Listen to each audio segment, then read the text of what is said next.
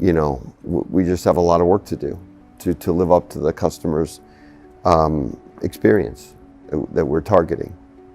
I don't want to get too far into it, but I have this thing like Moore's Law, everything's doubling technology-wise every year. I think that's what's going to happen with EV acceptance. It's going to double every year. So 5% this year, 10% the year after that, 20% until we get to, where do you think the crossover point is? Do you? It seems to be going much faster than all of us forecasted. China's now above 20%. Yeah. Europe is 2%, and it jumped. I mean, it's gone so much faster than people think. So much faster than the charging experience. So much faster than the purchase price. So much faster than you would have predicted. We're going to be really careful which segments we go into, and some of the usage base is unique in some of those segments. So, even if the adoption goes really fast, we have to be thoughtful about, which use cases it works for and which use cases are more challenged. Where's the $25,000 EV in the future? That's. I'll let you answer that one, Doug. There you go. Oh, wow. I came to Ford with the excitement that this could be how electric gets into a much broader population than early adopters. And that along with the electric propulsion, it was going to be about software. So the good news is software doesn't add a lot of cost to a car. So you can make a $25,000 car to be a really great experience if you're paying attention to the digital. The challenge is in the cost of the propulsion system, of course, but things are changing fast. We want to be in that space. We have some very aggressive goals. Well, actually, the other thing that I was thinking too was Henry Ford won the world by producing a car that everybody could afford. So it seems to, you've got a history. You have to kind of like follow that same path, I would guess. What's happening in China and the way that the EV digital products are coming to life, which price point, and that being the biggest market of the world, and now you see them exporting to Netherlands and Norway. It's just a matter of time before we have to face music that in the end of the day, our fitness is going to be, at all different price points. It can't be just a $100,000 vehicle. That's not where the fitness is going to be as a company.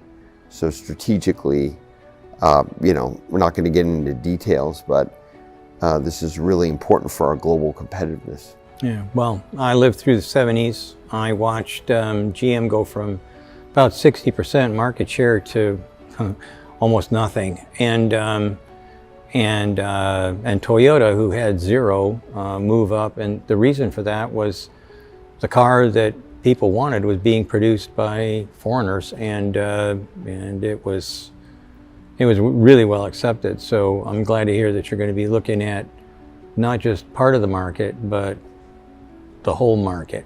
Yeah. On the ICE side, we always convinced ourselves that we could compete in the sedan and the hatchback market. We had a very strong business in Europe. And, we ultimately had really wholesale struggles there. It turns out that what wound up being successful for Ford in the ICE world is to use that unibody expertise, but go into the pickup truck business with Maverick. I guess what I'm saying is we always need to do things our way, like segments or executions where we know the customer well. So we can do all that innovation work and know it's going to land with the customer. Well, to be quite frank, I think that you're in second place right now, right behind Tesla, I should say. Yeah. And like the little chart up there, 6.2% of the market share for EVs, anyways, belongs to you. Well, we have 95% of the electric vans. Yes, you do. Yes, I do know that. And I only looked at the big numbers, and it's amazing. Number 2 on the hit parade is Hyundai, And I can tell you, those guys, you know, we work with lots of different companies, and that's got to be one of the most aggressive. It's just like an army. When you point them in that direction, they're on the way, and that's that. And I know that for sure because my daughter, Heejin, is from Korea, and just ask my son; he'll tell you she's in charge. So there you are. But I'm really so impressive with what they've done. Yeah. So impressive. Yeah. And not just the number of models, but the execution, the excellence in the execution. Yeah. That's the thing that I'm the most concerned about. Is that what keeps you awake at night? So. Well, I mean, I'll ask Lynn and Doug to speak from their own perspective. For me, the most important thing is to set up the company so we have the scaling capacity to 2 million in the next 4 years. Now it's less than 4 years, 3.5 years. 2 million is a really aggressive number for us because we only make, well, last year we made 4 million, 4.5, constrained by chips. Normal year, 6 million, let's say. That's a third in 3.5 years. That is a heck of a scaling. That we have 60 assembly plants in the world. Just think about what changes just the assembly side will go through.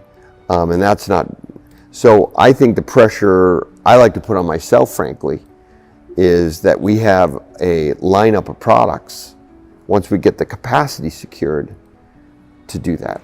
Like, they're good enough that in total we will, and they're attractive enough that there is plenty of customers to get us on that path. And we have learned from the first cycle products that it is not a given that if you make an electric vehicle for the United States, it's going to sell. It's not a given.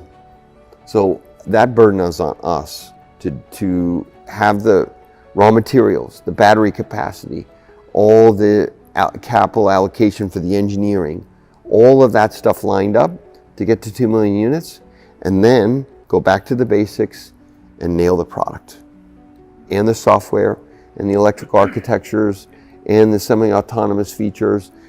Get all that done so that 2 million is not a problem from a demand standpoint.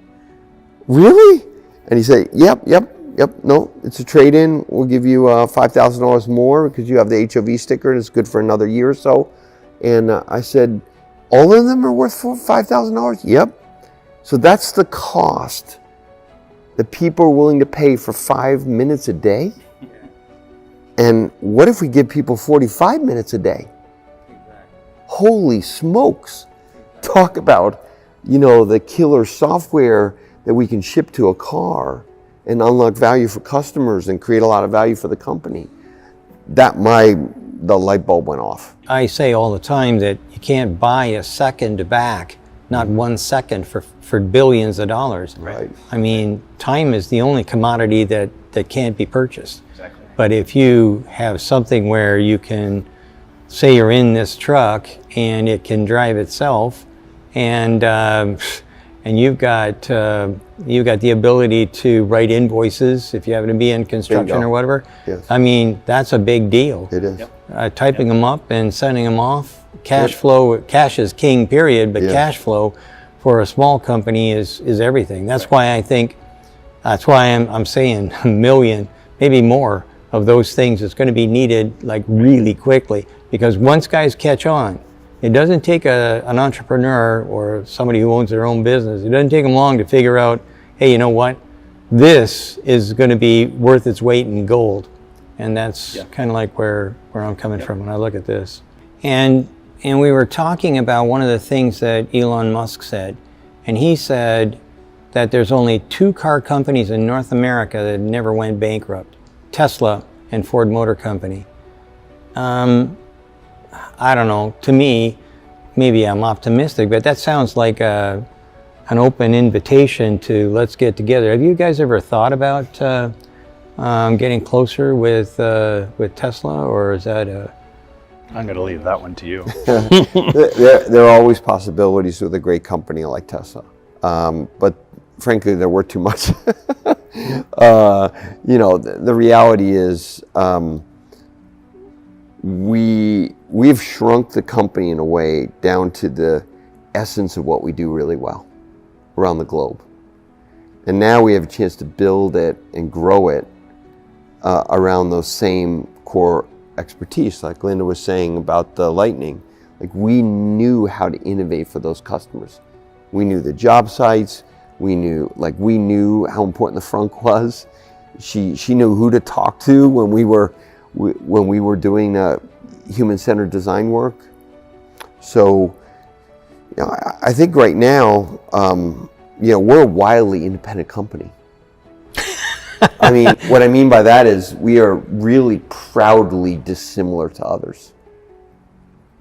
We were really proud of not going bankrupt. Nothing gave us more pride than pulling our own bootstraps up, burning the furniture, and doing what we needed to do to make it to that. Just like we have with wars and depressions and all the other stuff we've been through in 119 years. So the ethos of the company is wildly independent. We don't want to be like other people. And Tesla's the established leader. Sandy, I have to say it's like no baloney. You have done so much for our industry. You have opened so many eyes at Ford and across our industry. You have helped all of us get healthier. Your team is terrific. And is it comfortable? No. But it's completely critical for our sufficiency and success, is to have someone like you and your team who is the arbiter of what really is happening. So I just want to say that because I know all of us at Ford feel that. It's a tribe that we're looking at, this transition. And there's some people who stuck their head above the parapet and said, this is not right. This could be better. That's super important for us as leaders in our industry. And I think you deserve all the credit you get.